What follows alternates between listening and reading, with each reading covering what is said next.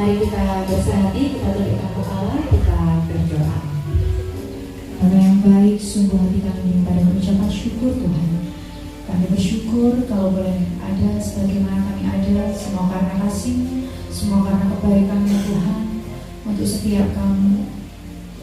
Tuhan, biarlah Tuhan Engkau yang berotoritas atas ibadah kami, atas ibadah pada sore hari ini Tuhan. Kami perlu Engkau Tuhan, kami mengundang Engkau hadir untuk melawat setiap kami, untuk mengurapi setiap kami, dan tidak ada satupun yang terlewatkan di antara jemaat-jemaat-Mu ya Bapa. Terima kasih Bapa, terima kasih Roh Kudus. Kami siap Tuhan untuk memulai ibadah pada sore hari ini. Kami rindu memberikan yang terbaik, yaitu hati kami, hidup kami, hanya untuk kemuliaan nama-Mu. Terima kasih Bapa, biarlah Kau yang beracara dari awal pertengahan hingga akhir. Kau tutup bungkuskan dengan kuat kuasa darah-Mu Tuhan, dan kami tolak, kami usir, kami patahkan segala kuasa-kuasa yang bergelatan, segala kuasa-kuasa yang bukan pada daripada-Mu Tuhan. Kami tolak di dalam nama Tuhan Yesus. Biarlah Roh-Mu saja Tuhan yang berotoritas memenuhi tempat ini. Hadirat-Mu Tuhan turun ke atas kami, menyembuhkan yang sakit dan menguatkan setiap kami yang berbeban berat. Terima kasih Bapa, di dalam nama Tuhan Yesus Kristus. Amin.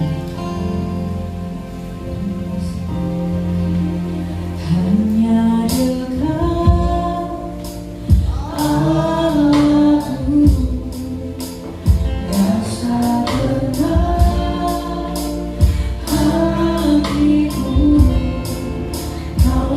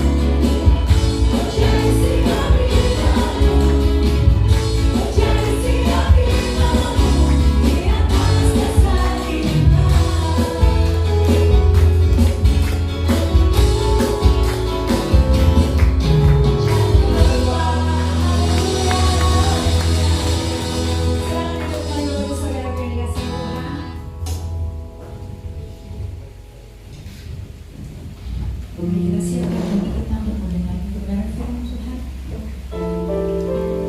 Sebelum kami berdoa firman Tuhan, kami rindu Tuhan mendengar suara.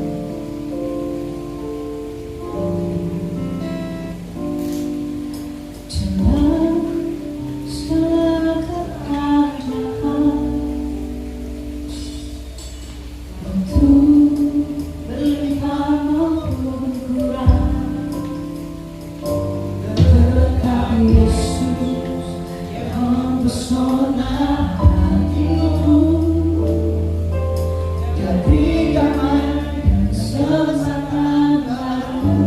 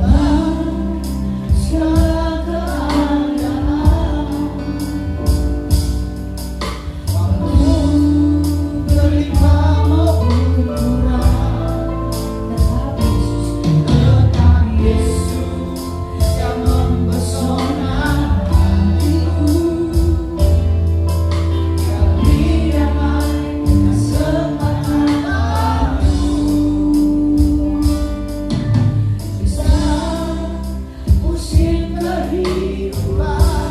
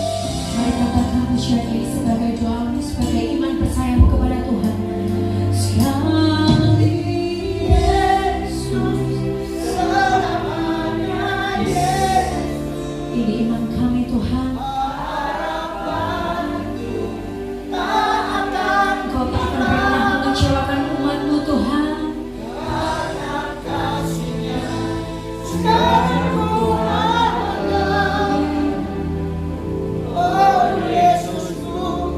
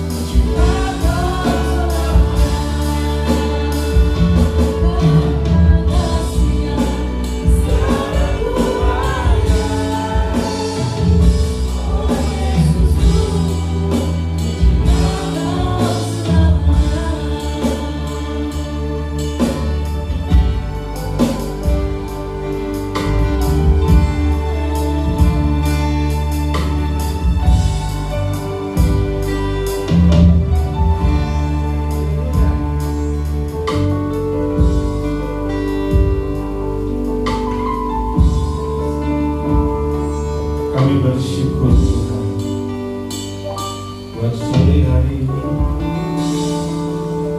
kami masih diberi kesempatan untuk mendengar sebagian dari firman-Mu. Kami berketetapan hati Tuhan, sekali Yesus tetapi Yesus. Kami mau menentukan hati kami mau menentukan pikiran kami Tuhan, supaya firman-Mu diam di tempat di dalam hati kami yang paling dalam, bertumbuh berbuah.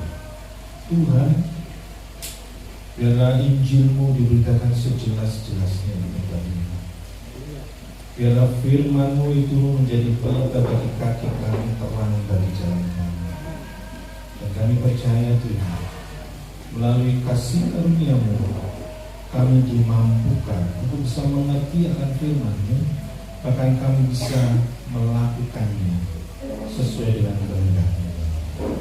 Terima kasih Bapa di surga, kami siap mendengar firman-Mu hanya di dalam satu nama, Tuhan Yesus Kristus. Haleluya. Amin. Silakan duduk saudara. Shalom. Tuhan, terima kasih buat kesempatan yang diberikan kepada saya. Ini baru pertama kali saya hadir di tempat ini. Saya orang Bali, saudara. Kalau saudara sudah tahu ya, flyernya akan ketuk Wimby, panggilannya Wimby saja. Istri saya satu, putri saya main. Satu juga, tapi dia punya kakak laki, dia punya adik laki. Jadi dia di tengah-tengah, satu-satunya putri di antara dua laki-laki. Baik, puji Tuhan. Nah, dalam suasana mencekam beberapa dari malam dan sebagainya, kita bersyukur kita masih bisa memuji, menyembah di tempat ini. Amin, saudara. Hari ini saya mau bicara tentang satu topik, tentang kawan atau setru. Kawan atau setru. Mungkin saudara bertanya ini, kawan siapa, setru siapa, tentang apa? Ada yang nampaknya berkawan tetapi ternyata berseteru. Ada yang orang yang dekat sekali tetapi ternyata berseteru. Tapi ada yang bermusuhan tapi tetap bermusuhan. Tapi kita lihat ya, di situasi seperti ini, kawan dan setru kalau sudah di lapangan, sudah di jalan, aduh, kita nggak tahu itu kawan atau setru. Pokoknya kalau sudah masuk ke satu kondisi yang seperti itu, mengerikan, sangat mengerikan. Kadang kawan bisa jadi setru, setru bisa jadi kawan. Nah, tapi saat ini saya mau bicara yang lebih spesifik dan lebih penting, kawan atau setru. Kita baca dulu di Filipi 3 ayat 17 sampai ayat yang ke-21. Filipi pasal yang ketiga ayat 17 sampai 21. Perikopnya berkata, nasihat-nasihat kepada jemaat. Saudara-saudara, ikutilah teladanku dan perhatikanlah mereka yang hidup sama seperti kami yang menjadi teladanmu. Karena seperti yang telah kerap kali kukatakan kepadamu dan yang kunyatakan pula sekarang sambil menangis, banyak orang yang hidup sebagai setru salib Kristus. Kesudahan mereka ialah kebinasaan, Tuhan mereka ialah perut mereka, kemuliaan mereka ialah aib mereka. Pikiran mereka semata-mata tertuju kepada perkara duniawi. Karena kewargaan kita adalah di dalam surga, Dan dari situ juga kita menantikan Tuhan Yesus Kristus sebagai juru selamat yang akan mengubah tubuh kita yang hina ini sehingga serupa dengan tubuhnya yang mulia menurut kuasanya yang dapat menaklukkan segala sesuatu kepada diri. Saudara, kalau kita bicara tentang ayat-ayat ini Paulus sedang menasehati jemaat Filipi. Dan nasihatnya serius banget, sangat serius. Dia katakan perhatikan. Terus ada kata yang paling kita bisa lihat di ayat ke-18, betapa seriusnya Paulus bicara tentangnya. Karena seperti yang kerap kali kukatakan kepada. Jadi Paulus sudah sering kali menasehati jemaat di Filipi.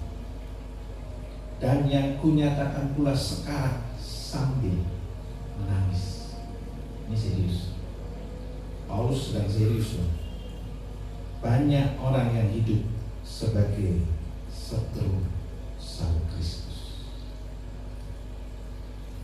bermusuhan dengan salib Kristus. Mungkin saudara terdengarnya asing kata setru salib Kristus, atau saudara sudah sering dengar setru salib Kristus. Makanya saya kasih judul kawan atau setru. Kawan salib Kristus atau setru salib Kristus. Nah, sebelum saya masuk ke ayat-ayat ini, saya mau bicara tentang di atasnya, ayat-ayat yang di atasnya, tentang latar belakang dari pasal 3 ini. Ini konteks Filipi ini unik, saudara. Ada orang yang ingin hidup dengan cara Yahudi. Dan ini orang-orang Kristen yang sudah dimenangkan oleh Paulus, tapi mereka ingin hidup seperti orang yang hidup dengan cara Yahudi. Makanya timbullah ajaran-ajaran yang mengatakan begini pada saat itu.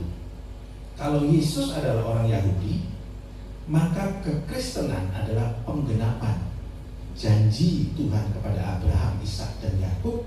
Maka sebenarnya engkau harus hidup sama dengan orang Yahudi. Ini ajaran yang beredar pada saat itu. Makanya Paulus kalau saudara lihat di ayat yang kedua, dia bicara keras, dia bicara begini, hati-hati terhadap anjing-anjing, hati-hatilah terhadap pekerja-pekerja yang jahat, hati-hatilah terhadap penyunat-penyunat yang palsu. Jadi ajaran itu mengajarkan bahwa kalau tidak hidup seperti orang Yahudi, mereka belum dikatakan umat Tuhan. Sehingga orang Kristen yang bukan Yahudi mulai ragu.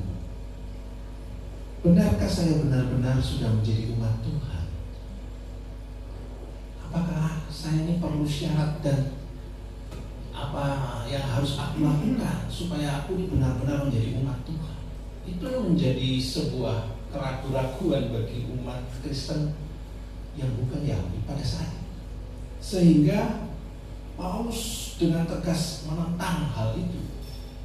Kalau mau menjadi umat Kristen atau umatnya Allah, hanya ada satu jalan, yaitu melalui Kristus.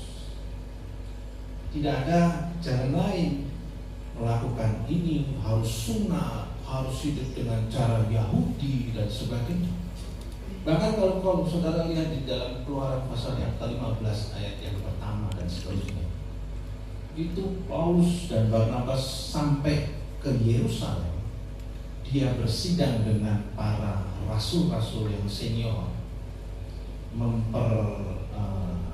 memperbincangkan tentang ajaran-ajaran yang mengatakan kalau mau selamat harus mengikuti hukum Taurat, kalau mau selamat harus sunat, harus melakukan ini, itu.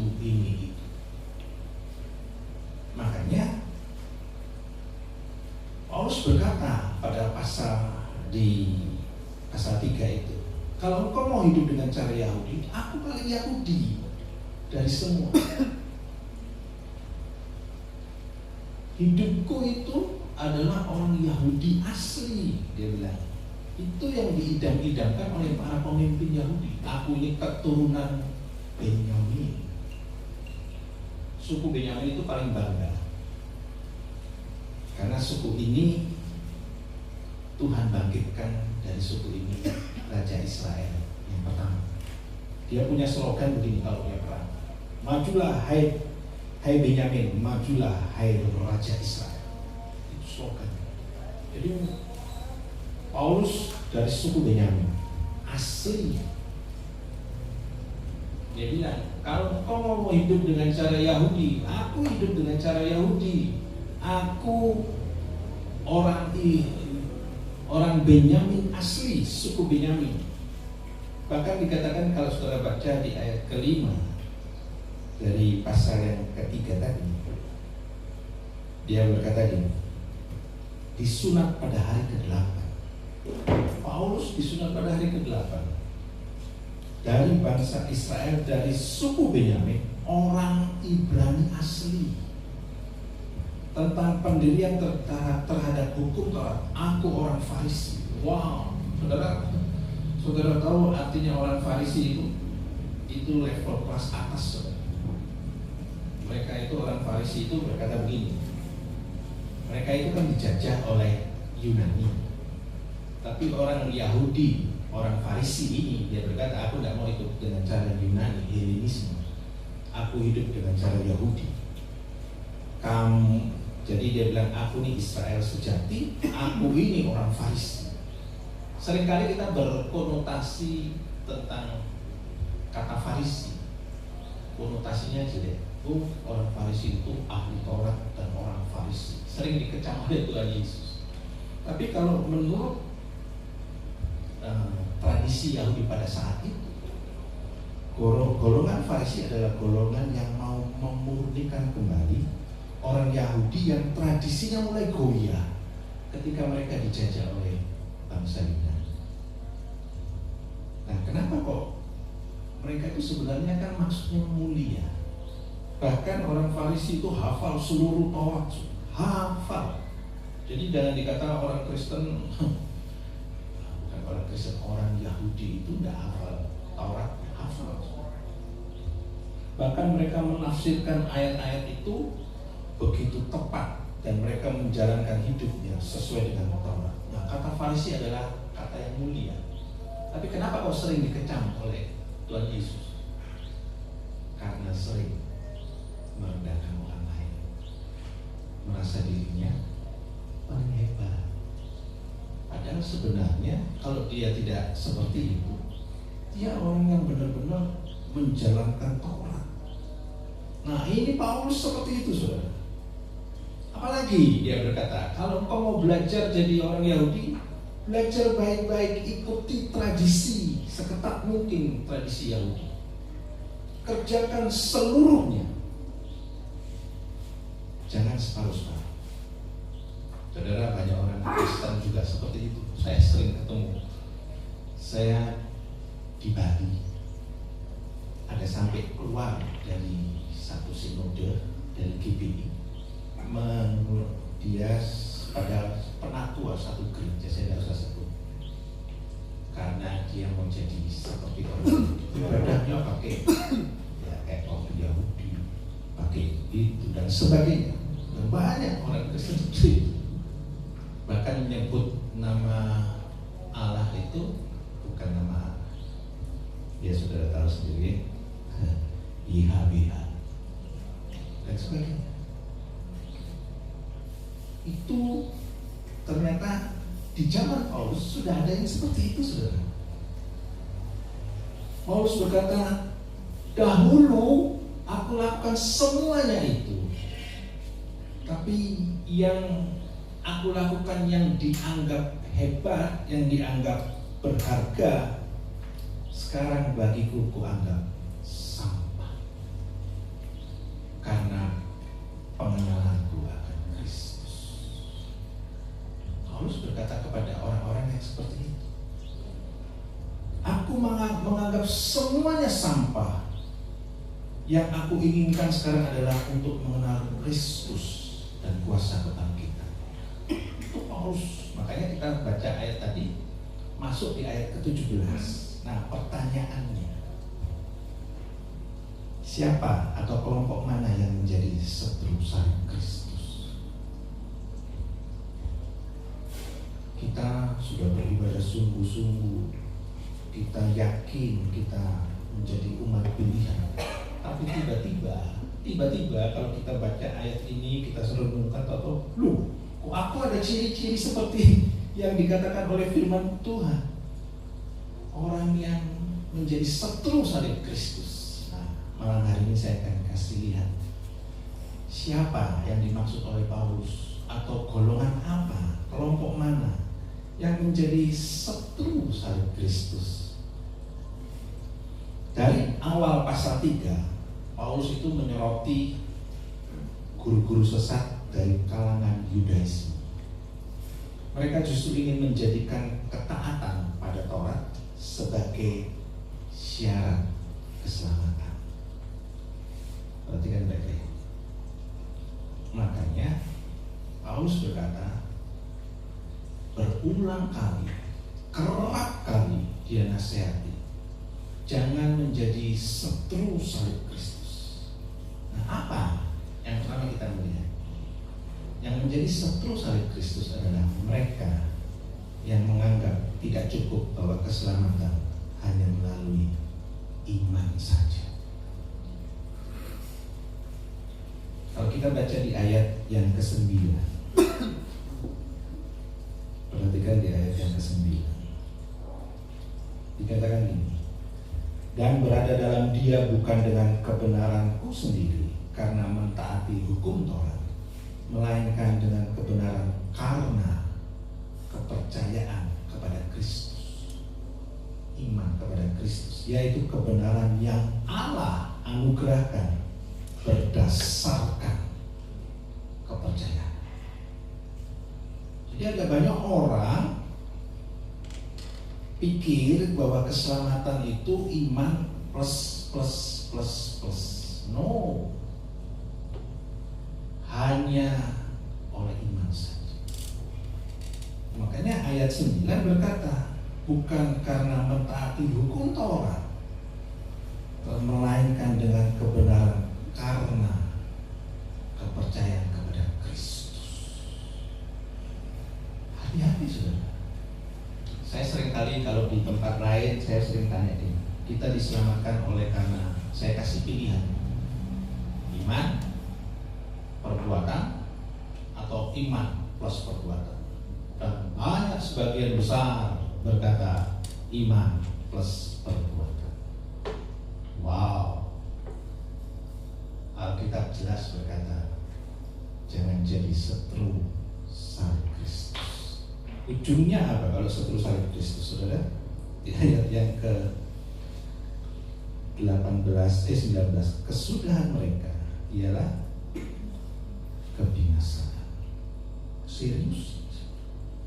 Jadi kita berpikir, wow, iman aja nggak cukup, saya harus tambah ini, tambah itu, syarat ini, syarat itu. Nah, nanti saya akan jelaskan. Saudara, saya mungkin bisa menebak di dalam pikiran. Loh berarti, tunggu saudara, sabar. Nah, dikatakan di ayat yang tadi kita baca, di ayat ke-9, bahwa kebenaranku sendiri karena mentaati hukum Taurat itu aku nggak pakai, tapi melainkan dengan kebenaran karena kepercayaan kepada Kristus, yaitu kebenaran yang Allah anugerahkan berdasarkan kepercayaan. Di ayat ke-19a dikatakan gini, Tuhan mereka adalah perut mereka. Saudara, saya kasih gambar makanan. Ini saudara pasti tahu gambar makanan apa. Nah, ada yang suka kayaknya. Saya suka sekali. Nah, frase ini bukan bicara tentang makan, tapi aturan-aturan yang mengatur nggak boleh makan ini, nggak boleh makan ini. Kalau makan ini berdosa, kalau nggak makan ini nggak berdosa. ini halal, ini halal. Ini frasenya seperti itu yang Paulus maksudkan. Itu yang namanya agamawi. Kalau saudara tahu, saya pakai istilah sebenarnya legalistik. Pakai hukum, harus begini, harus begini, harus begini, harus begini. Kalau begini, engkau kalau melakukan hal ini, engkau berdosa, engkau dihukum. Kalau engkau tidak melakukan, engkau menyenangkan Tuhan, engkau diberkati. Itu legalistik. Kita mesti cek ya. Sekarang kita cek kekristenan kita. Kita kekristenan legalistik apa enggak? Kalau kita melakukan satu dosa, kemudian rasa bersalah itu saudara lebih dominan di dalam hidup saudara daripada rasa menyesalnya, bukan karena bersalah, tetapi karena apa ya? Menyakiti hati Tuhan. Itu lebih dominan. Berarti saudara hubungan dengan Tuhan bukan hubungan kasih, tetapi hubungan hukum atas dasar hukum. Itu yang namanya legalistik. Jadi contohnya orang yang legalistik begini. Kalau engkau melakukan sesuatu, engkau akan yang menyenangkan hati Tuhan, engkau akan diberkati. Tapi engkau kalau melakukan sesuatu yang tidak menyenangkan hati Tuhan, engkau akan dihukum. Intinya begini, ada intimidatif, ada manipulatif. Itu orang yang legalistik, agamawi. Ajaran-ajaran di luar kekristenan legalistik. Kalau melakukan sesuatu, engkau diberkati. Kalau engkau menjauhi larangan, engkau diberkati. Kalau engkau melanggar hukumnya Tuhan, engkau dihukum. Itu legalistik. Kekristenan bukan itu. Nanti saya jelaskan. Nah, Alkitab berkata kita dibenarkan karena kepercayaan kita kepada Kristus, bukan kita melakukan sesuatu kemudian Tuhan melihat, oh engkau sudah melakukan sesuatu, engkau diselamatkan. Enggak. Firman Tuhan katakan di dalam Roma pasal yang ke-5 ayat yang ke-8. Coba kita baca. Bisa enggak? Roma pasal yang ke-5 ayat ke-8. Akan tetapi Allah menunjukkan kasih-Nya kepada kita oleh karena Kristus telah mati untuk kita ketika kita masih berdosa. Ayat 9. Lebih-lebih karena kita sekarang telah dibenarkan oleh darah-Nya, kita pasti akan diselamatkan dari murka Allah. 10. Sebab jikalau kita ketika masih setru diperdamaikan dengan Allah oleh kematian anaknya, lebih-lebih kita yang sekarang telah diperdamaikan pasti akan diselamatkan oleh hidup. Bukan karena perbuatan kita. Kita masih setru, Dia sudah mati buat saudara dan saya. Paulus berkata, kalau engkau hidup seperti orang agamawi, engkau setru sama Kristus. Engkau sedang berhadapan dengan salib Kristus. Hati-hati. Kalau Galatia 2 ayat 21 berkata, aku tidak menolak kasih karunia Allah, sebab sekiranya ada kebenaran oleh hukum Taurat, maka sia-sialah kematian Kristus.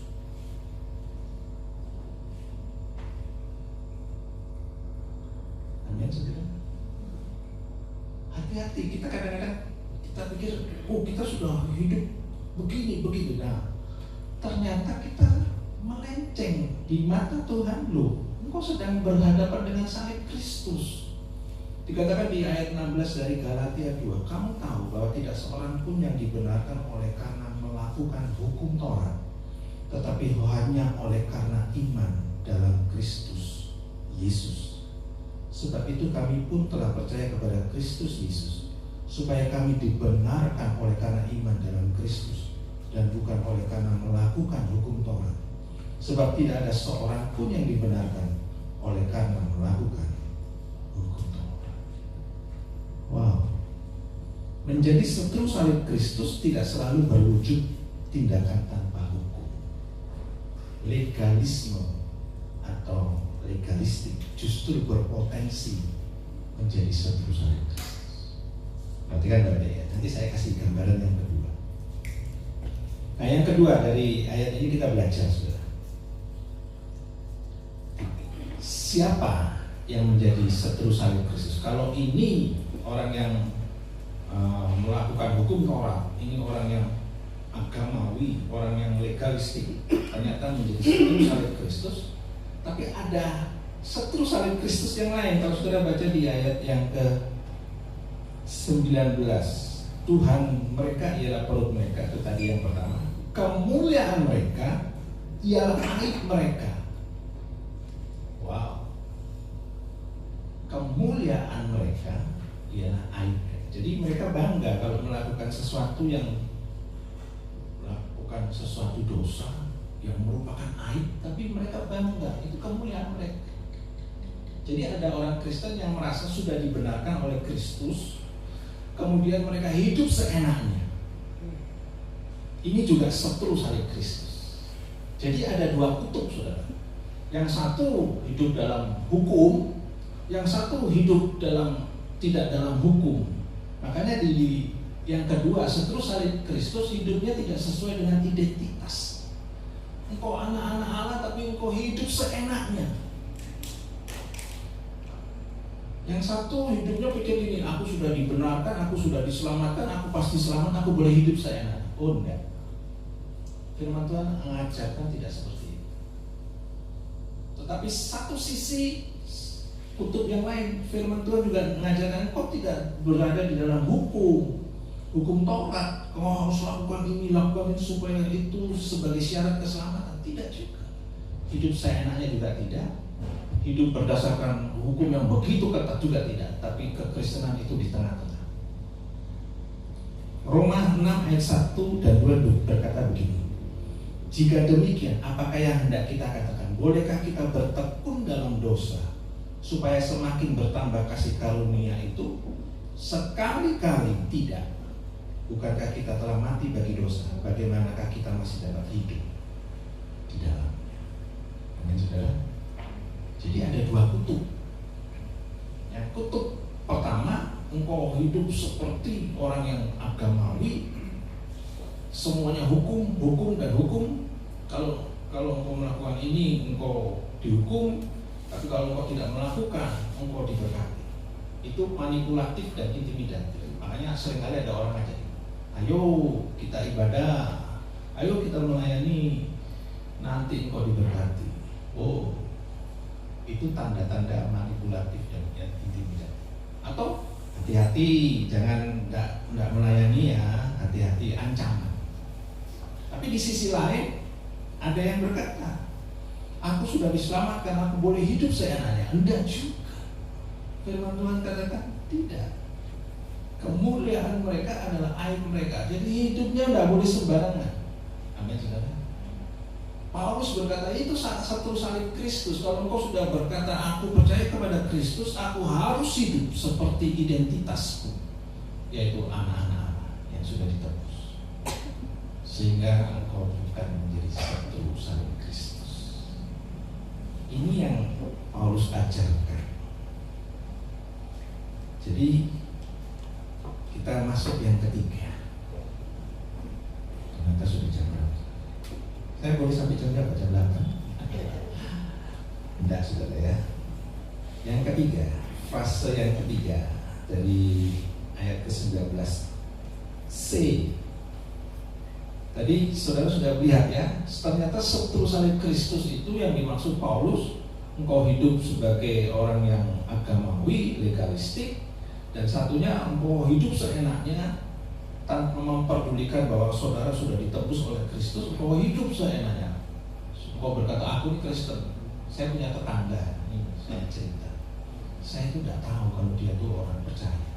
Sampai tidak tahu. Ya hidupnya seperti orang di luar sana.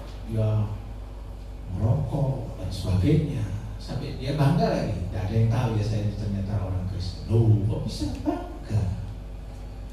Justru harusnya kasih identitas, engkau harus hidup sesuai dengan identitas. Nah yang ketiga, di ayat yang ketiga, siapa yang menjadi setru salib Kristus? Dikatakan ini, pikiran mereka semata-mata tertuju kepada perkara dunia.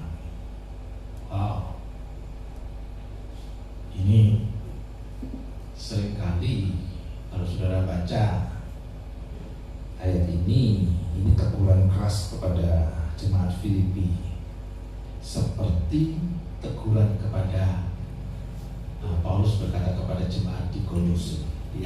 Kolose 2 ayat 16 sampai 18 saya bacakan.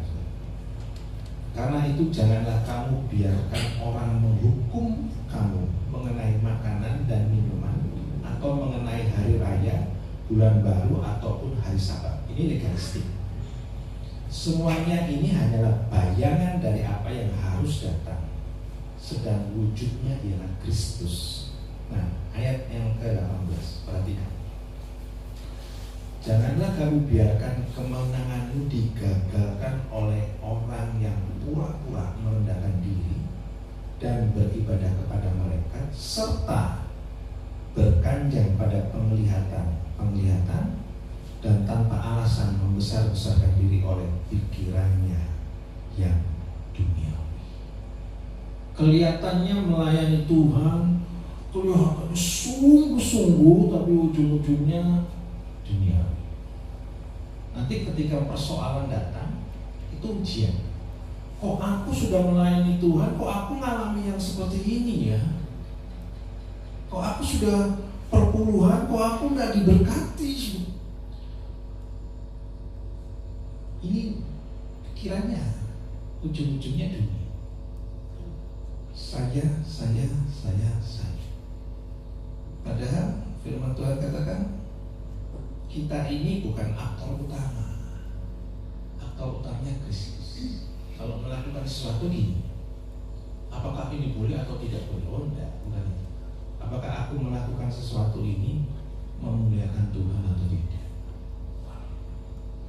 Sudah seharusnya seperti itu. Aku melakukan ini memalukan Tuhan atau memuliakan Tuhan. Kalau aku memuliakan Tuhan dengan melakukan ini, aku lakukan. Tapi kalau aku melakukan ini justru tidak memuliakan Tuhan, aku tidak lakukan. Atau menjadi batu sandungan bagi orang lain, untuk apa aku lakukan? Itu yang namanya kawan salib Kristus, bukan setru salib Kristus. Jadi kita bisa melihat begini, bahwa menjadi setru salib Kristus tidak selalu berwujud tindakan yang tidak bermoral. Jadi orang yang setru salib Kristus bukan berarti orang yang tidak bermoral.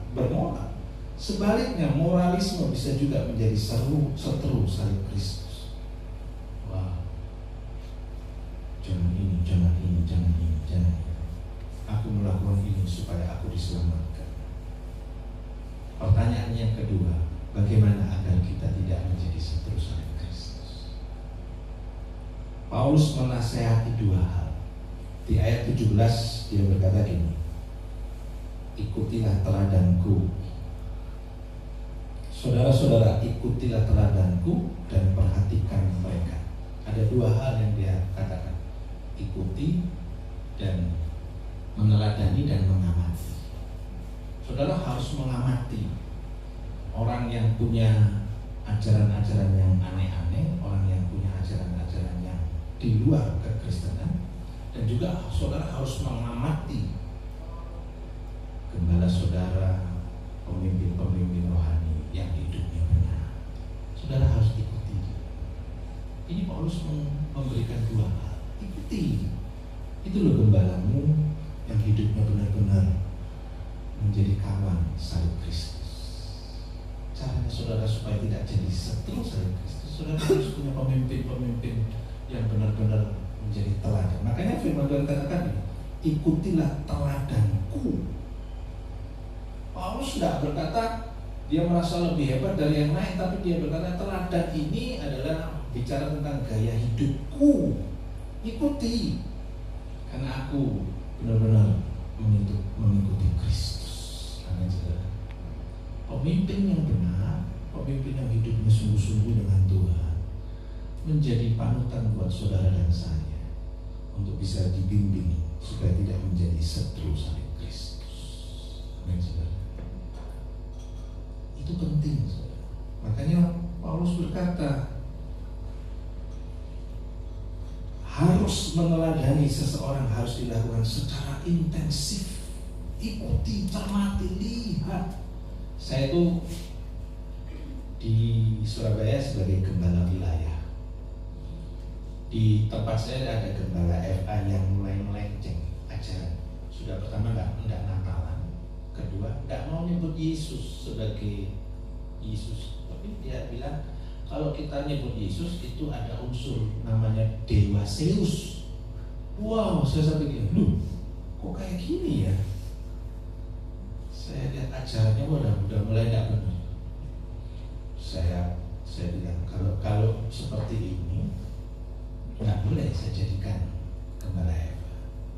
Saya dengan hormat saya memberhentikan, karena sangat berbahaya mengajarkan hal-hal ini.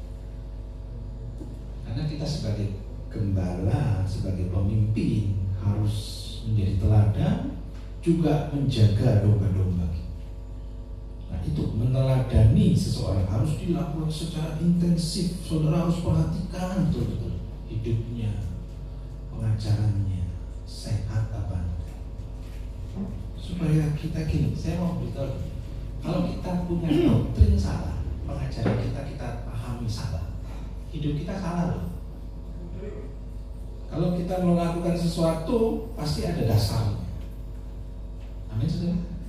Doktrinnya harus benar, maka perbuatan kita akan benar. Itu serius. Makanya Paulus bicara serius sampai menangis. Makanya sampai dia kata-kata kasar dia keluarkan di ayat kedua. Hati-hati kepada, waspada dan hati-hati pada penyunat palsu. Anjing-anjing dia sebut. Hati-hatilah terhadap pekerja-pekerja yang jahat. Hati-hatilah terhadap penyunat-penyunat yang palsu. Serius. Nah yang kedua, Paulus berkata begini, tidak hanya mengamati, tapi kita harus di ayat ke-20 kita harus menyadari bahwa kita adalah warga kerajaan surga. Amin saudara. Kita warga kerajaan surga. Makanya hiduplah berpadanan dengan Injil Kristus. Di dalam Filipi 1 ayat 27 itu, maka kita harus hidup berpadanan dengan Injil Kristus sebagai warga negara kerajaan surga. Amin saudara. Kelihatannya tipis ajaran-ajaran di dunia ini, di sekitar kita tuh tipis pengajarannya. Tapi kita harus hati-hati. Ini kita harus cek betul. Makanya kita harus punya filter yang betul. Karena kita bisa lihat YouTube kok. Saya punya anggota FA, saya cerita betul. Ini istri saya gembala FA. Dia punya anggota. Dia suka lihat debat antara Kristen dan Islam. Suka lihat debat. Dari suka terus hampir tiap hari dia lihat YouTube. Terus ujung-ujungnya dia bilang, kok pendebat Kristen kalah terus ya? Terus saya bilang, saya berkesimpulan bahwa memang Yesus hanya sebagai utusan. Wow, bukan Allah yang menjadi manusia, hanya sebagai manusia. Dan hari ini dia tidak FA. Saya sudah kasih dasar ini loh. Nah, benar. Ya sudah. Gara-gara lihat YouTube, lihat debat, belum kuat, tapi lihat terus lihat pendebat Kristen kalah terus, nggak bisa jawab. Waduh, ini yang berbahaya. Sehingga ujung-ujungnya dia bilang, Yesus ternyata hanya manusia biasa ya, hanya utusan, bukan bagian dari Allah Tritunggal. Kita percaya Bapa, Putra, Roh Kudus. Dia sehakikat tapi tiga pribadi. Kita percaya itu.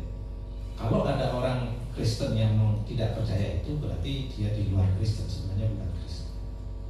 Teman saya itu dia sudah mulai berkata, Yesus bukan Allah, tapi hanya utusan. Wow. Makanya kita harus tahu, menyadari, hati-hati. Kita harus sadar kita ini warga kerajaan surga, dan kita ini harus mengamati dan waspada. Jadi kalau saudara baca di dalam ayat-ayat terakhir dari Paulus di ayat 20 dan 21, mari kita baca, dan ini tidak lama lagi kita selesai. Karena kewargaan kita adalah di dalam surga, dan dari situ juga kita menantikan Tuhan Yesus Kristus sebagai juru selamat yang akan mengubah tubuh kita yang hina ini sehingga serupa dengan tubuhnya yang mulia menurut kuasanya yang dapat menaklukkan segala sesuatu kepada dirinya. Jadi ketika dia sudah bicara tentang ajaran-ajaran sesat, dia bilang kita harus sadar bahwa keluarga kita adalah keluarga kerajaan di dalam surga. Itu yang membuat kita terus menanti-nantikan Tuhan sebagai juru selamat kita. Itu yang membuat kita kuat. Amin, saudara. Dua hal Paulus berkata, amati, ikuti, waspada, sadari bahwa kita ini warga kerajaan surga. Kalau saudara sadar bahwa engkau warga kerajaan surga, saudara hidup menyenangkan hati Tuhan. Amin. Bukan saudara hidupnya sungguh-sungguh buat Tuhan untuk menjadi warga kerajaan surga. Salah, dibalik. Saudara sudah menjadi warga kerajaan surga, sehingga saudara hidup sesuai dengan identitas saudara. Amin, saudara. Saudara berbuat baik bukan supaya saudara diselamatkan, tapi karena saudara sudah diselamatkan, maka saudara berbuat baik. Itu dasar.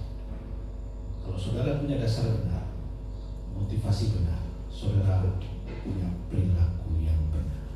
Amin, saudara. Saya senang dengan slogan True Gospel, Injil yang benar. Ada banyak Injil yang palsu. Saya tadi ngomong sama Pak Agus. Wah, ini keren, ini True Gospel, Injil yang sejati, Injil yang benar. Ada banyak Injil yang lain.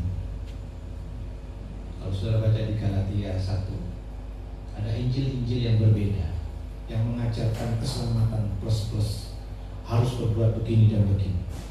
Tapi Injil yang benar, ketika engkau percaya kepada Kristus, kebenaran Kristus menjadi kebenaran saudara.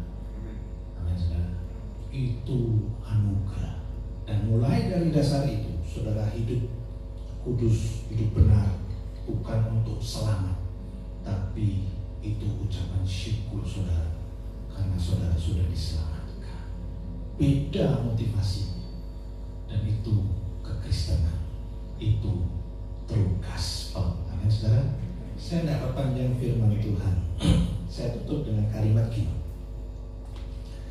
Ternyata setruk salib Kristus tidak selalu orang yang lalim, melainkan yang tanpa alim bisa jadi setruk salib Kristus. Bukan yang tidak berbuat baik, tetapi yang mengandalkan perbuatan baik. Itu merupakan setruk salib Kristus.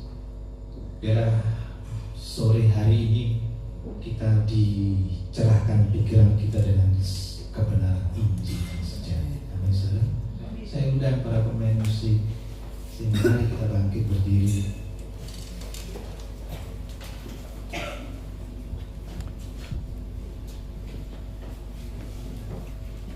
Nyanyikan sebuah lagu silakan.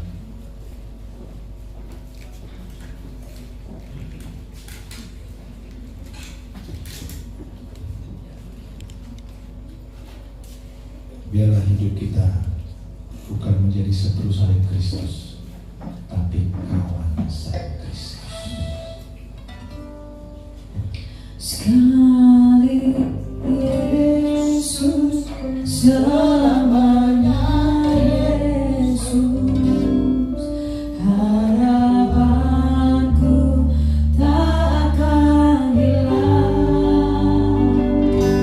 karena kasih yang sekarang ku ada. Oh Yesusku, ku cinta Kau selamanya.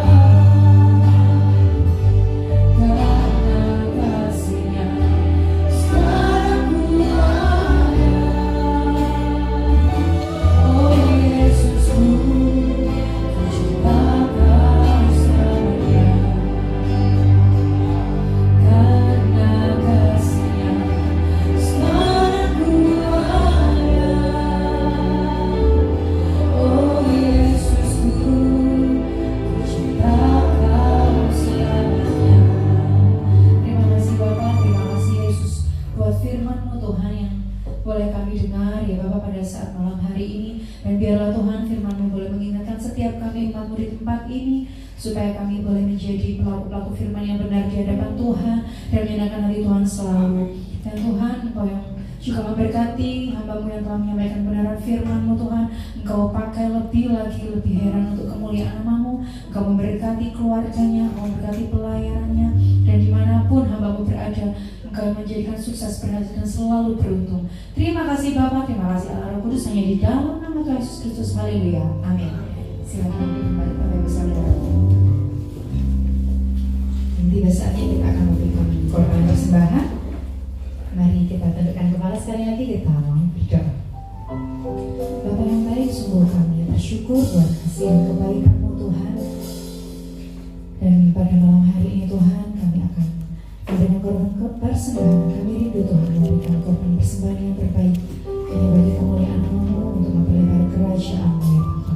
Terima kasih Bapa, hanya di dalam nama Tuhan Yesus Kristus. Haleluya, amin. Mari dipersilakan Pak Jivi untuk mempersembahkan sebuah lagu.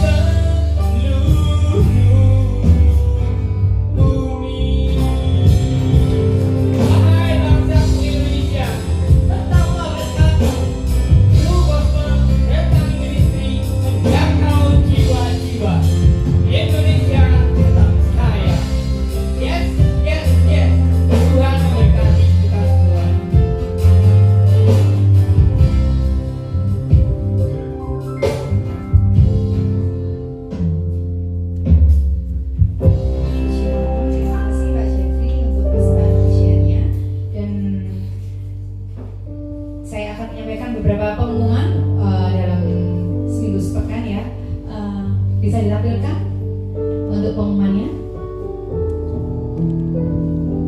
Baik, ibadah hari Minggu tetap diadakan jam 5 sore. Kemudian hari Rabu diadakan jam 6 sore. Kemudian bagi Bapak Ibu Saudaraku yang rindu dilayani, yang membutuhkan konseling, layanan pastoral, pemberkatan pernikahan, bisa langsung menghubungi Bapak Jusman Mahawa. Di situ ada nomor teleponnya. Silakan dicatat. Baik, terima kasih. Begitu cukup pengumuman dari saya. Dipersilakan Bapak Agus untuk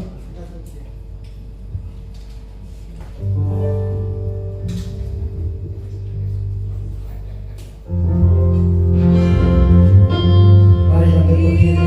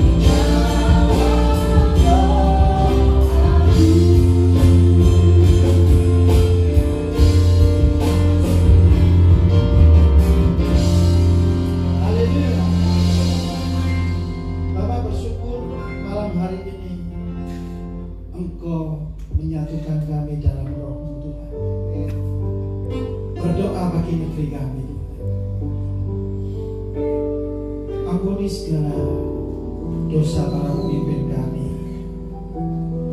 yang tidak tepat dalam mengambil keputusan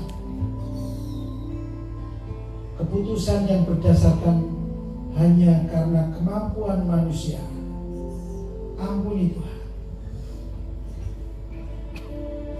Kami bawa bangsa ini ke dalam pertobatan. Harusnya mengandalkan Tuhan, Sang Pencipta langit dan bumi, di dalam Yesus Kristus. Pakai gerejamu Tuhan untuk menjadi berkat bagi negeri ini. Urapi gerejamu dimanapun berada Tuhan, untuk menjadi alat, menjadi berkat bagi negeri kami. Terima kasih Yesus, terima kasih.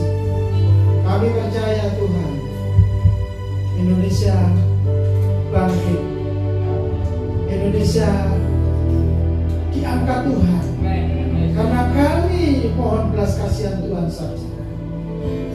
Terima kasih Yesus, terima kasih. Dan kami juga berdoa khusus untuk Pak Bekti Tuhan, yang saat ini masih berbaring, tapi kami percaya Hidup Yesus sudah menyembuhkan. Pulihkan hatinya Tuhan, dalam nama Yesus Kristus.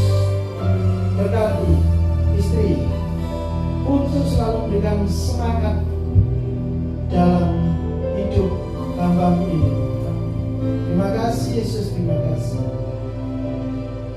Kami juga berdoa khusus untuk Pak Sony dan Bu Ida yang mau menjadikan tempat ini sebagai tempat doa bagi kami. Berkati, limpahkan Tuhan dengan segala kebaikan-Mu, kebajikan-Mu mengiringi terus Tuhan atas hidupnya. Terima kasih Yesus, sebentar kami tidak meninggalkan tempat ini. Kedua tangan kami angkat kepada-Mu Yesus. Hati kami buka untuk menerima segala berkat-berkat rohani yang malam hari ini Tuhan curahkan atas kami. Mari kita sama-sama terima rahmat, anugerah, damai sejahtera Allah, kasih Yesus Kristus sempurna dalam hidup, dan persekutuan dengan Roh-Nya yang kudus membimbing, melindungi, memberkati mulai hari ini, kedatangan Tuhan kedua kali bahkan selama-lamanya. Yang diberkati sama-sama berkata amin. Selamat pulang Tuhan. Hari kemenangan buat Pak Jul. Pak Jul apa? Patutnya buat sama ini. Percaya.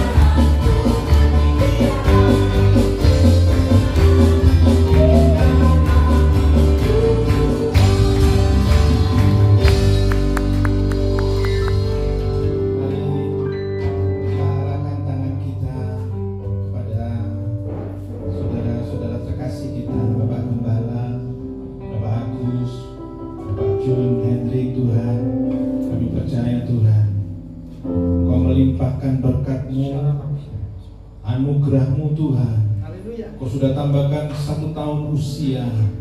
Kami percaya tahun-tahun yang lalu Kau sudah berkati, bahkan tahun-tahun yang akan datang Tuhan melimpah berkati Tuhan.